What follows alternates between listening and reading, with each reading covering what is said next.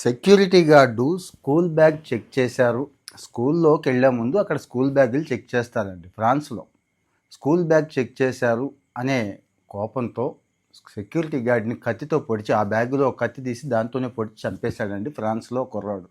రియల్గా జరిగిన స్టోరీ ఇది. ఫ్రాన్స్లో నోజెంట్ అనే స్కూల్లో 14 ఏళ్ల పిల్లాడు తట్టుకోలేక, కోపం పట్టలేక, అంటే అది అవమానం కింద ఫీల్ అయ్యి కత్తితో పొడిచి చంపేశాడండి. కత్తితో ఎలా పొడవాలి, ఎలా చంపాలి, అసలు కత్తితో మనిషిని పొడిస్తే చచ్చిపోతాడా అనే విషయాలు వాడికైతే లైవ్లో తెలియదు కదా, ఎవరు నేర్పే అవకాశం లేదు కదా.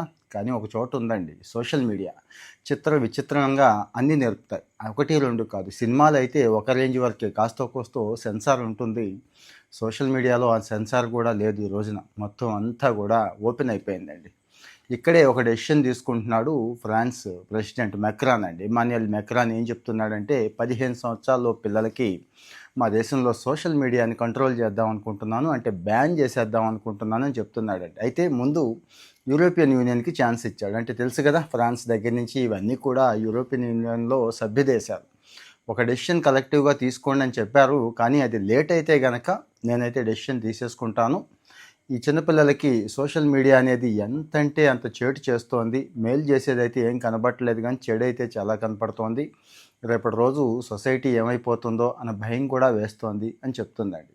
ఒకవేళ ఈయన కనుక ఈ యాక్షన్ తీసుకుంటే రెండో దేశం అవుతుందండి, ప్రపంచంలో రెండో దేశం. మొదటి దేశం ఏంటో తెలుసా? మన దేశం అయితే కాదండి, కంగారు పడద్దు. మన దేశంలో అలాంటివి ఏం తీసుకోరు ఇప్పుడప్పుడే. ఆస్ట్రేలియా అండి. ఆస్ట్రేలియాలో ఆల్రెడీ బ్యాన్ ఉంది. 16 సంవత్సరాల లోపు వాళ్ళకి సోషల్ మీడియా చూసే అవకాశం లేదు. చూస్తే అక్కడ క్రైమ్ అన్నట్టు, అంటే తల్లిదండ్రుల మీద కూడా యాక్షన్ తీసుకుంటారు. ఇక్కడ మన తల్లిదండ్రులు అయితే మా బుజ్జే మా కన్నే అని చెప్పి మన వాళ్ళే ఫోన్లు కొని మరీ ఇస్తారు, లేకపోతే ఆడి కింద పడి దొరుకుతాడు కదా. అది సో ఇక్కడ ఒకటి గమనించాలి మనం, చాలా విషయాల్లో యూరోపియన్ కంట్రీస్ని వాళ్ళ స్టాండర్డ్స్ని ఫాలో అవుతూ ఉంటాం కదా, మరి ఈ విషయంలో కూడా వాళ్ళు కాస్త అడ్వాన్స్డ్గానే ఉన్నారండి.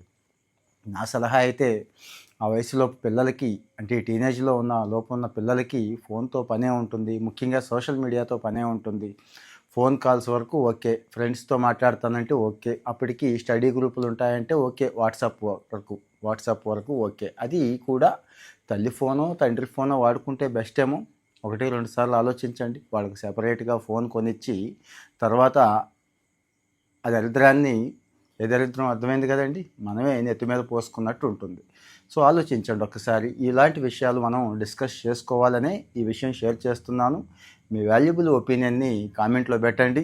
ఇలాంటి విషయాలు ఇంకా డిస్కస్ చేద్దాం. ఫాలో అవుతూ ఉండండి, మన వాళ్ళకు కూడా షేర్ చేయండి. Thank you.